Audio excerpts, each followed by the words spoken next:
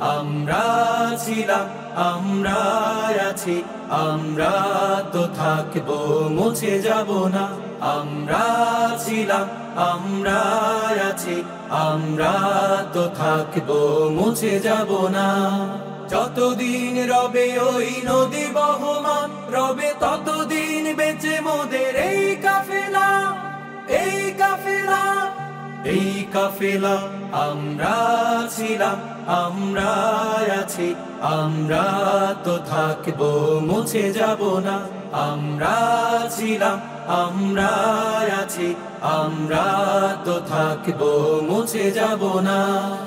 অস্ত্র আঘাতে রোখা যাবে না, না না না, ভয় ভীতি সন্ত্রাস মানি না, না না না, সত্যের পথে মোরা দুর্জয়, মোরা নির্ভীক, নির্ভীক। অস্ত্র আঘাতে রোখা যাবে না। আসসালামু আলাইকুম। সমগ্র প্রশংসা আল্লাহর। এবং আমি যে কথাটা আজকে ব্যর্থভাবে বলতে চাচ্ছি যে আল্লাহু আকবার, আল্লাহ ক্যান ডু এভরিথিং, আল্লাহ ক্যান ডু এভরিথিং। সমগ্র স্বৈরশাসক, সমগ্র ফেরাউন তাদের সমগ্র শক্তি দিয়ে আল্লাহর প্ল্যানের বিরুদ্ধে দাঁড়াতে পারে না। তাদের সমগ্র স্বৈরশাসক সকল শক্তি তাদের সাথে ছিল, কিন্তু মজলুমের দোয়া আল্লাহ কবুল করেছে। এটাই জাআল হক ওয়া যাহাকাল বাতিল ইন্নাল বাতিলা কানা যাহুকা।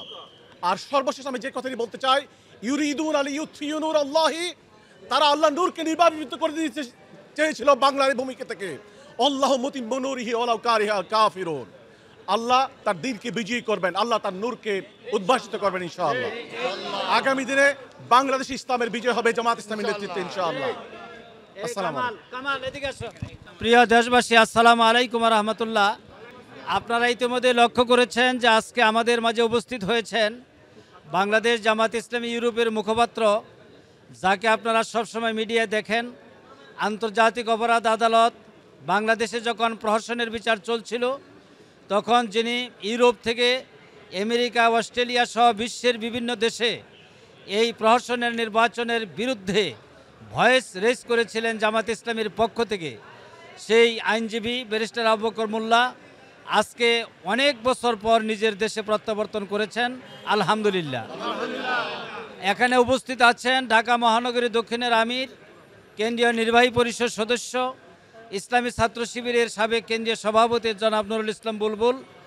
আমরা সকলেই এই সংগঠনের পক্ষ থেকে, আইনজীবীদের পক্ষ থেকে, বাংলাদেশের জনগণের পক্ষ থেকে এবং যে সমস্ত পরিবার যারা শহীদ হয়েছেন ওই শহীদ পরিবারের পক্ষ থেকে এই আইনজীবী ব্যারিস্টার আবু বকর মোল্লাকে আন্তরিক অভিনন্দন জানাচ্ছি, মোবারকবাদ জানাচ্ছি। বিসমিল্লাহির রহমানির রহিম। বাংলাদেশ জামাত ইসলামী ঢাকা মহানগরী দক্ষিণের পক্ষ থেকে, বাংলাদেশ জামাত ইসলামীর কেন্দ্রীয় সংগঠনের পক্ষ থেকে আমরা আমাদের সংগ্রামী জননেতা বিশিষ্ট আইনজীবী ব্যারিস্টার আবু বকর মোল্লাকে বাংলাদেশে আমরা স্বাগত জানাচ্ছি, শুভেচ্ছা জানাচ্ছি। সম্মানিত উপস্থিতি, আপনারা জানেন বাংলাদেশের এই 15 বছরের স্বৈরশাসক একের পর এক এদেশের গণমানুষের উপরে যে নিপীড়ন চালিয়েছে, এদেশের গণতান্ত্রিক ধারাবাহিকতাকে ব্যাহত করার জন্য ষড়যন্ত্র করেছে, জামাত ইসলামীর শীর্ষ নেতৃবৃন্দকে হত্যা করার জন্য ষড়যন্ত্র করেছে এবং জামাত ইসলামীকে নিশ্চিহ্ন করে দেওয়ার জন্য তারা ষড়যন্ত্র করেছিল। প্রতিটি ক্ষেত্রেই ব্যারিস্টার আবু বকর মোল্লা লন্ডনে অবস্থান করে বাংলাদেশ জামাত ইসলামের মুখপাত্র হিসাবে তারা ভূমিকা পালন করেছেন। শুধু তাই নয়, বাংলাদেশের মুখপাত্র হিসাবে ভূমিকা পালন করে মেহনতি, নিপীড়িত, ক্ষতিগ্রস্ত, বিপর্যস্ত মানুষের পাশে তিনি বাইরে অবস্থান করেই দাঁড়িয়েছেন এবং বাংলাদেশের আজকের যে মুক্তি, সেই মুক্তি এবং নিপীড়িত মানুষের আজকের যে স্বস্তি ফেলার আমরা সুযোগ পেয়েছি, এই যে নতুন স্বাধীনতা, এই নতুন স্বাধীনতা নিয়ে আসার ক্ষেত্রেও বিগত 16 বছরে ধারাবাহিকভাবে তিনি প্রচেষ্টা চালিয়েছেন নিজ নিজ অবস্থানে থেকে।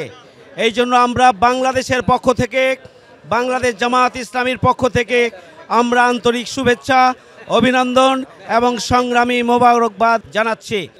আমরা মনে করি আবু বকর মোল্লা ভাই যে সংগ্রামী ঐতিহ্য সৃষ্টি করেছেন, আগামী দিনে তার পদাঙ্ক অনুসরণ করে দেশে বিদেশে আইনজীবী এবং ব্যারিস্টার যারা বাংলাদেশকে নিয়ে আগামী দিনে নতুন ষড়যন্ত্র রুখে দেওয়ার জন্য ভূমিকা পালন করবেন ইনশাআল্লাহ। সেই প্রত্যাশা ব্যক্ত করে আমি শেষ করছি, আবারও আবু বকর মোল্লা ভাইকে আন্তরিক ফুলেল শুভেচ্ছা জানিয়ে। কেন্দ্রীয় সহকারী সেক্রেটারি জেনারেল এহসানুল মাহবুব জুবায়ের উপস্থিত হয়েছেন, ঢাকা মহানগরী উত্তরের সংগ্রামী আমির, কেন্দ্রীয় নির্বাহী পরিষদ সদস্য, ইসলামী ছাত্র শিবিরের সাবেক কেন্দ্রীয় সভাপতি সেলিম উদ্দিন ভাই। উনি এখন ফুলেল শুভেচ্ছা দিয়ে আবু বকর মোল্লা ভাইকে বরণ করে নিচ্ছেন। সংগ্রামী উপস্থিতি, আজকে আমরা অত্যন্ত আনন্দিত।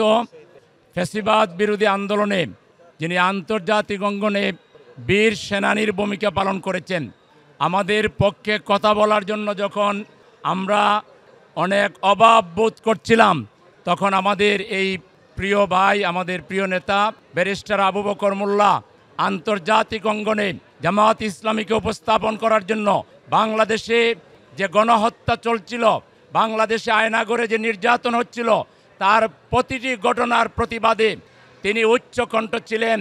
তিনি তার ভয়েস রাইজ করেছেন। জামাত ইসলামীকে তুলে ধরার জন্য তিনি তার সর্বাত্মক প্রচেষ্টা চালিয়েছেন। বাংলাদেশের পক্ষে তিনি একজন আপোষহীন লড়াকু সৈনিক ছিলেন। আমরা তাকে বাংলাদেশের এই আগমনে আমরা আনন্দিত, তাকে সাধুবাদ জানাই, ধন্যবাদ জানাই, স্যালুট জানাই।